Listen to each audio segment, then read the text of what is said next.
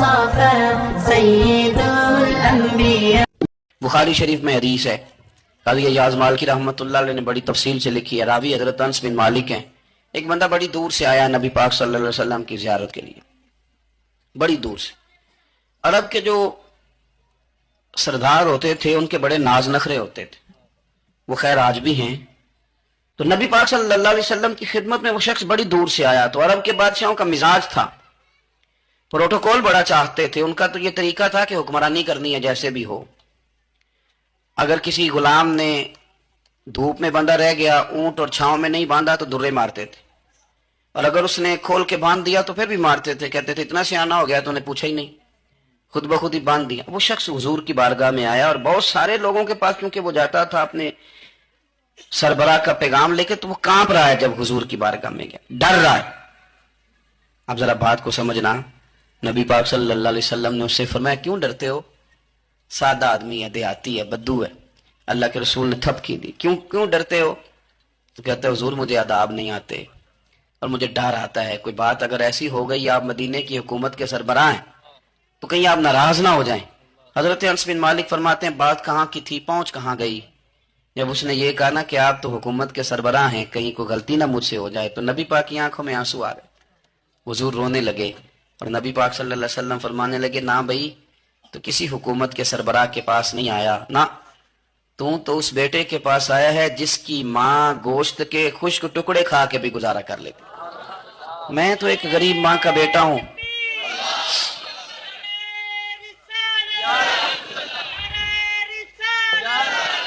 بھائی اگر آپ کا یہ ذوق بن جائے، دیکھو نا آج تو لوگ بھول جاتے ہیں نا، کپڑے بدل لیتے ہیں تو وہ سمجھتے ہیں کہ شاید سارا کچھ ہی بدل گیا ہے، یعنی گاؤں سے آ کر پڑھنے والے بھول ہی گئے ہیں کہ کس کی ماں نے کتنا زیور بیچا تھا۔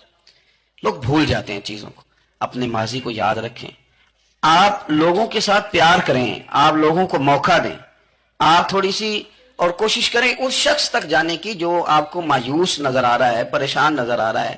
یہ ہمیں میلاد والے محبوب صلی اللہ علیہ وسلم نے درس دیا۔ ایک اور پہلو، حضور سید عالم صلی اللہ علیہ وسلم نے، ہمارے ہاں نا ابھی بھی برادری کی تقسیم ہے، ابھی بھی، اور کچھ میں نے ایسے کمزور لوگ بھی دیکھے، یہ اس طرح کی حرکتیں ہارے ہوئے لوگ کرتے ہیں، ہارے ہوئے لوگ جو اپنے آپ کو سمجھتے ہیں کہ میں کوئی بڑا آدمی ہوں۔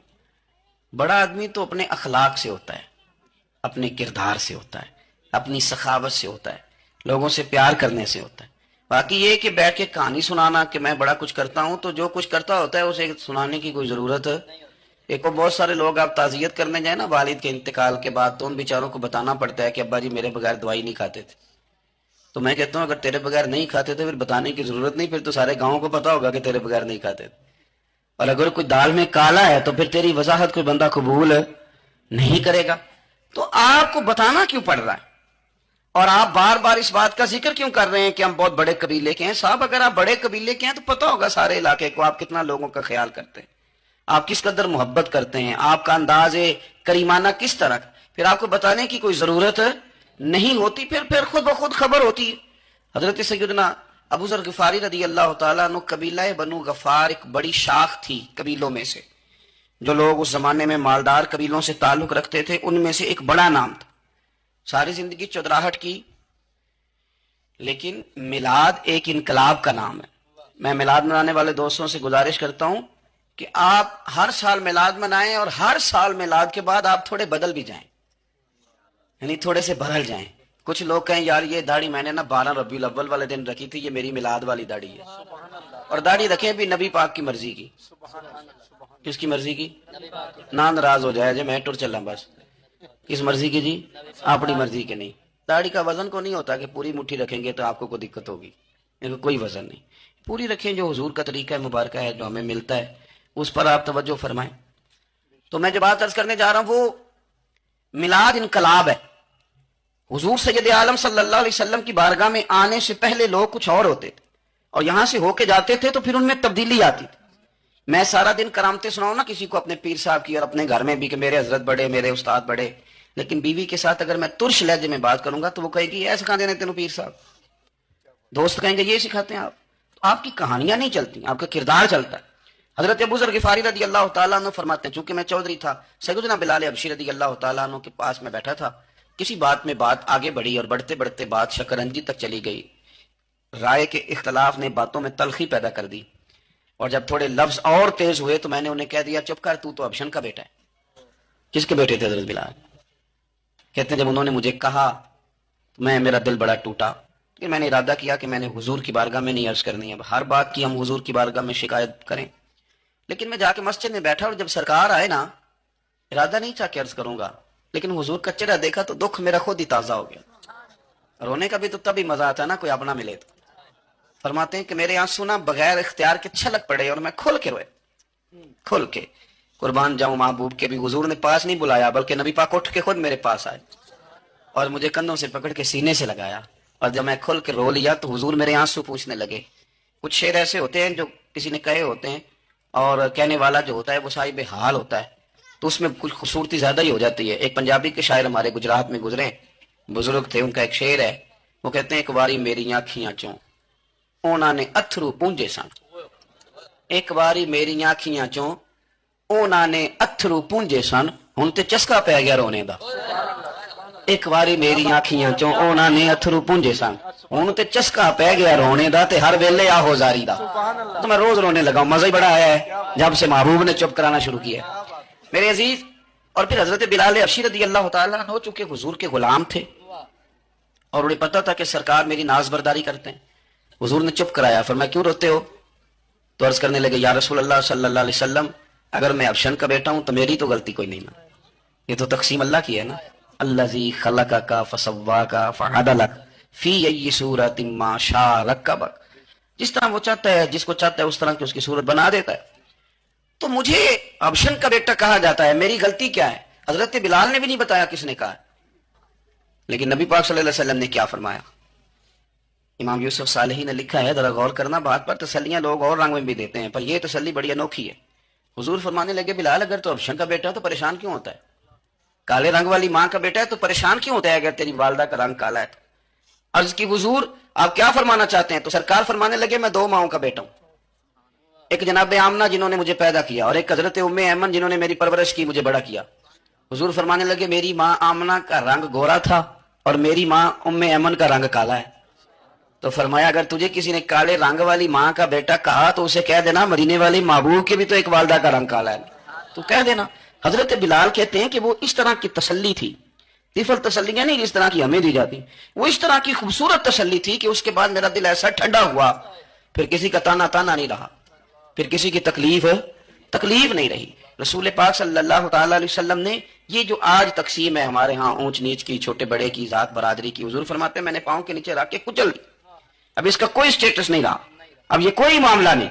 پھر میرے بھائی ایک معاملہ ہمارے اندر جو اور بڑی شدت کے ساتھ آیا ہے اور جس نے بڑا زور پکڑا ہے وہ یہ ہے کہ ہم نا پڑھے لکھے لوگوں سے معذرت کے ساتھ, پڑھے لکھے لوگوں کا بھی ایک مسئلہ ہے, وہ دوسروں کو جاہل کرنا ضروری سمجھتے ہیں, الا ماشاء اللہ. میں اکثر کہتا ہوں کہ یہ تو آسان کام ہے نا, آپ نے کہہ دیا جاہل نہیں جی سارے پنڈ والے, یہ تو بڑا آسان کام ہے, تو جان چھڑانے والی بات ہے. ان پڑھ ہیں جی اس قوم کا کچھ نہیں بن سکتا, ابھی تو آسان کام ہے, جان چھوٹ گئی. میں بھی کھڑا ہوتا ہوں نماز جنازہ کی امامت کرنے کے لیے, کبھی تو کہہ دیتا ہوں کہ جناب آج لوگوں کو نماز جنازہ کی دعا نہیں آتی, تو سوچتا ہوں کہ اگر کسی نے کھڑا کر کے پوچھ لیا کہ آپ نے کتنے لوگوں کو یاد کرائی ہے, ہم نے کبھی کہا کیا وہ بیٹھو یاد کراؤں, تو اس کا جواب کیا ہے؟ تنقید کرنا آسان کام ہے اور تعمیر کرنا یہ مشکل مرحلہ ہے. عزیز دوست, ہمارے ہاں نا ان پڑھ بندے کے ساتھ اور اس بندے کے ساتھ جس کی سوچیں محدود ہیں ہمارا رویہ اتنا تلخ ہوتا ہے. بھائی مزہ تو تب آتا ہے نا جب آپ کو, کچھ لوگ کہتے ہیں میں اچھے کے ساتھ اچھا ہوں, تو اچھے کے ساتھ تو ساری دنیا اچھی ہوتی ہے, آپ نے اس میں کیا کمال کیا؟ حضور سید عالم صلی اللہ علیہ وسلم نے تو فرمایا اس کے ساتھ جوڑو جو تمہارے ساتھ توڑ رہا ہے, جو سخت رویہ اختیار کرے, سخت. بخاری مسلم میں حدیث ہے, حضرت عمر فاروق رضی اللہ تعالیٰ عنہ, حضرت انس بن مالک فرماتے ہیں کہ حضور سید عالم صلی اللہ علیہ وسلم گزر رہے تھے اور سرخ رنگ کی نجرانی دھاری دار چادر سرکار نے اوڑھ رکھی تھی. ایک بدو آ گیا, اس نے کیا کیا کہ حضور کی مقدس چادر کو پکڑ کے کھینچا اور اس زور سے کھینچا کہ گردن مبارک پہ نشان پڑ گیا. زور سے دروازے پہ دستک دے دینا بھکاری, تو اسے خیرات شرات کوئی نہیں ملتی, البتہ جھٹکیاں دو چار ضرور مل جاتی. توڑنا ہے دروازہ, خیرات لینے آیا کہ تو قرضہ لینے آیا. اس نے آ کر کے زور سے چادر کو کھینچا, مقدس گردن پہ نشان پڑ گیا. سرکار نے رخ انور پھیرا, کہتا پتہ کیا ہے, میں غریب آدمی ہوں, کچھ مانگنے آیا ہوں. بھئی تو گلے میں چادر ڈال کے مانگے گا, لیکن یہ آپ کا کمال ہے. یہاں اب آپ کے علم کا, آپ کے حوصلے کا, ظرف کا پتہ چلتا ہے. کھینچی چادر, کچھ مانگنے آیا ہوں. اور صحیح بخاری کے لفظ یہ ہیں کہ فلتفت الیہ فضحک, جب محبوب نے اس کی طرف توجہ کی, اس کی بات سنی, اس نے گلے میں چادر ڈال کے کھینچا ہے, نشان ڈال دیا ہے. لیکن جب حضور نے توجہ کی تو فضحک, نبی پاک نے مسکرانا شروع کر دیا. حضور مسکرائے, یعنی چادر ڈال کر کھینچنے والے. اور یہ چیز آپ کو بڑا کر دے گی. آپ یقین کریں, آپ کو کسی نے برا کہا تو آپ نے ڈبل برا کہا تو آپ تنگ ہوں گے. ہنڈیا جب جلتی ہے تو اس کے کندھے, ابلتی ہے تو اس کے کندھے جل جاتے ہیں. آپ کسی کو اینٹ کا جواب پتھر سے دے کے پریشان ہوں گے, لیکن اگر آپ نے کہہ دیا نا چل یار موج کر, اور کر لے دو گل, اور آپ ہنسیں, یہ بڑی پاکیزہ سزا ہے دشمن کے لیے, بڑی صاف ستھری. جتن جتن تے ہر کوئی کھیڈے, آرن کھیڈ فقیرہ, جتن جتن تے سارے لوگ کر دینا کام جتنے والا, میں نے جیتنا ہے. تو درویش کہتے ہیں جتن جتن تے ہر کوئی کھیڈے, تو ہارن کھیڈ فقیرہ. اوے جتن دا مول کوڈی پیندا ہی, ہارن دا مول ہیرا, ہارن دا مول ہیرا. کبھی کبھی ارادہ کریں, چل کوئی بات نہیں کر لے یار, پھر کیا ہے. اور یہ کام آئے گی چیز بہت زیادہ. حضور صلی اللہ علیہ وسلم سے کہنے لگا کچھ مانگنے آیا ہوں. تو اب حضور نے کیا فرمایا؟ فرمایا ایک دو چار بکریاں نہیں, 2 پہاڑیوں کے درمیان جو ریوڑ ہے نا بکریوں کا, اجڑ, فرمایا سارے اس کو دے دو. اب اس نے وہاں تو کوئی جملہ نہیں کہا, گھر چلا گیا اپنے گاؤں قبیلے, اور وہاں جا کے لوگوں سے کہنے لگا سارے ادھر بیٹھے ہو, جاؤ دوڑ جاؤ مدینے جا کے مصطفیٰ کا کلمہ پڑھو. کہنے لگے وہ تو اتنا دیتے ہیں کہ غربت کا ڈر بھی دور ہو جاتا ہے. تو نبی پاک صلی اللہ علیہ وسلم کا ان لوگوں کے ساتھ جو ان پڑھ ہیں, جو ساتھ میں, آج ہمارے بچے اپنے ابا جی کو بھی کہہ دیتے ہیں تسی پڑھے نہیں, ہم دور بدل گیا ہے. میں ایک شادی کی تقریب میں جا رہا تھا, میرے آگے آگے والد صاحب کو بیٹا سمجھا رہا ہے, کہتے ابا جی انہاں اتنے جا کے نا میٹھے چولاں تے سالن پا کے نہ کھایا جائے, بندہ ماڑا لگتا ہے. میرا پیار تھا اس خاندان سے, میں نے اس بچے کو تھپکی دے کے کہا, میں کہ پتر تو ذرا لیٹ ہو گیا, جلدی ہوتا تے نہ سارے سیانے ہونا سے. یہ ہمارے بچے اب بجائے اس کے کہ وہ قائل کریں, کتنا آپ نے غلط جملہ کہا کہ ابا جی آپ پڑھے ہی نہیں, آپ نے کتنی غلط بات کر دی. امام اعظم ابو حنیفہ رحمۃ اللہ علیہ کا ایک شاگرد تھا, وہ تقریر اچھی کرتا تھا. تو امام صاحب رحمۃ اللہ علیہ کی والدہ فرمایا کرتی ہیں ابو حنیفہ جا اس سے جا کے یہ مسئلہ پوچھ کیا. تو امام صاحب فرماتے ہیں اما میں نہ بتا دوں, تو اما کہتی تو تے بچہ تینوں کی پتا ہوئے, حالانکہ وہ شاگرد ہے. تو امام صاحب پھر اس کے پاس جاتے, اس کو جا کہتے سوال کا جواب, تو کہتے استاد جی مجھے کیا پتا ہے, آپ کو پتا ہے ان مسئلوں کا. تو آپ فرماتے ہیں میں پہلے تجھے بتاتا ہوں اس کا جواب, پھر تو مجھے بتا, اور پھر میں تیرا نام لے کے اپنی اماں کو مطمئن کروں گا. اس لیے کہ ماں باپ کو دلائل نہیں دیے جاتے, انہیں راضی کیا جاتا ہے. اور میں بچوں سے گزارش کروں گا ابا جی کو پیسے بھی دیں, اماں جی کے وہ کپڑے بھی لے کے دیں, لیکن ضروری یہ ہے کہ ان کو وقت دیں, ان کے پاس بیٹھیں, ان سے مشورہ کریں. ان کو آپ کے وقت کی ضرورت ہے. بڑھاپے میں اس طرح کا ماحول نہ بنا دیں کہ وہ ایک کونے میں بیٹھے ہیں, کوئی پوچھتا ہی نہیں. اس طرح نہ کریں. ہم تو اس طرح والدین سے رویہ کرتے ہیں جیسے MBBS ڈاکٹر رات کو وارڈ میں آتا ہے اور 2-3 اس کے ساتھ سٹاف کے لوگ ہوتے ہیں, اور وہ کہتا ہے دوائی کھا لی ہے, طبیعت اب کیسی ہے, بلڈ پریشر ٹھیک ہے, یہ میں نے دوائی بدل دی ہے. یہ کیا رویہ ہو؟ آپ ان کو وقت دیں. آپ وہ جس طرح آپ چھوٹے تھے تو وہ لاڈ لڈاتے تھے, پیار کرتے تھے, آپ بھی تھوڑا قریب بیٹھیں, اور آپ دیکھیں آپ کو اللہ تعالیٰ اس کی برکت سے کتنی رحمتیں عطا فرماتے. تو کسی کو جاہل کہنا, ان پڑھ کہہ دینا. ایک حدیث اور سن لیں, بات کو ختم کرتا ہوں. اس کو قاضی یاد رحمت اللہ علیہ نے شفا شریف میں لکھا ہے. ایک بدو حضور کی بارگاہ میں آیا اور اس نے آ کے کچھ مانگا. اللہ کے پیارے حبیب صلی اللہ علیہ وسلم کی بارگاہ میں مانگا جہاں ایک مانگنے پر دریا بہا دیے جاتے ہیں. دریا بہا دیے ہیں, در بے بہا دیے. یہ در الگ ہے اور بے بہا الگ ہے. پھر یہ شعر صحیح سمجھ میں آئے گا. تو حضور سید عالم صلی اللہ علیہ وسلم تو جس کو دیتے تھے پھر اس کی کئی نسلیں کھاتی تھی, ختم نہیں ہوتا تھا. اس نے بھی کچھ مانگا, حضور نے کچھ دیا, لیکن ابھی اسے آداب نہیں نہ آتے تھے. پہلے آداب سکھائیں پھر کسی کو بے ادب کہیں, لیکن بغیر آداب سکھائے لوگوں کو بے ادب کہہ دیتے. یہ انداز ٹھیک نہیں. اس نے کچھ مانگا, حضور نے دیا. چونکہ آداب نہیں آتے تھے, نہ آشنا تھا, تو کہنے لگا معاذ اللہ ثم معاذ اللہ, نقل کفر کفر نہ باشد. کہنے لگا میں تو بڑی تعریف سن کے آیا تھا, آپ نے تو کچھ بھی نہیں دیا. حضرت عمر فاروق نے تلوار نکال لی, فرمایا اس بے ادب کی گردن اڑاؤں گا. حضور نے فرمایا عمر ٹھہر جا ذرا, جلدی نہ کر. سرکار اسے گھر لے گیا, جتنا دیا تھا نا اس سے ڈبل دیا, پھر جتنا ہو گیا تھا اس سے بھی ڈبل دیا. تیسری دفعہ حضور دینے لگے تو کہنے لگا یا رسول اللہ بس کریں, میں نے تو طوفان کے اندر بھی ہوا اتنی تیز نہیں چلتے دیکھی جتنی آپ کی سخاوت تیز چلتی ہے. کریم رسول صلی اللہ تعالی علیہ وسلم نے فرمایا یہی بات باہر جا کے میرے صحابہ سے بھی کہہ دو گے؟ حضور کہہ دوں گا. فرمایا جب تم نے کہا تھا نا نہیں دیتے تو ان کے دل ٹوٹ گئے, جب تم کہو گے نا بڑا دیتے ہیں تو ان کے کلیجے ٹھنڈے ہو جائیں گے. وہ باہر آیا, آ کر کے کہنے لگا میرے رسول پاک علیہ السلام کے مقدس غلاموں، میں نے تو طوفان میں بھی ہوا اتنی تیز نہیں دیکھی جتنی کریم کی سخاوت تیز ہے. پیارے حبیب صلی اللہ تعالی علیہ وسلم تو کمال کر دیتے ہیں. اب صحابہ خوش ہو گئے. میرے نبی پاک صلی اللہ علیہ وسلم نے ہماری تربیت فرمائی کہ ہم نے کس طرح کا رویہ ایسے لوگوں کے ساتھ اختیار کرنا ہے.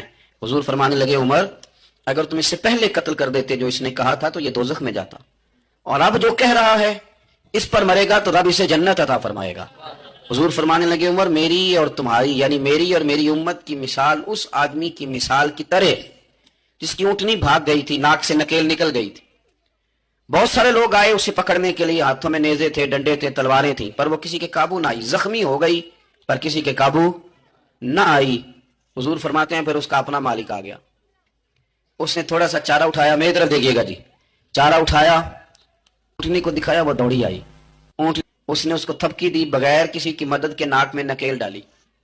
پھر اونٹنی پر سوار ہوا اور کہنے لگا لوگوں تم نے میرے جانور کو بڑی تکلیف دی، اونٹنی میری ہے، اسے سنبھالنے کا طریقہ بھی مجھے ہی آتا ہے. گویا حضور فرما رہے ہیں عمر یہ امت میری ہے تو اسے کس طرح سنبھالنا ہے یہ طریقہ بھی مجھے ہی آتا ہے.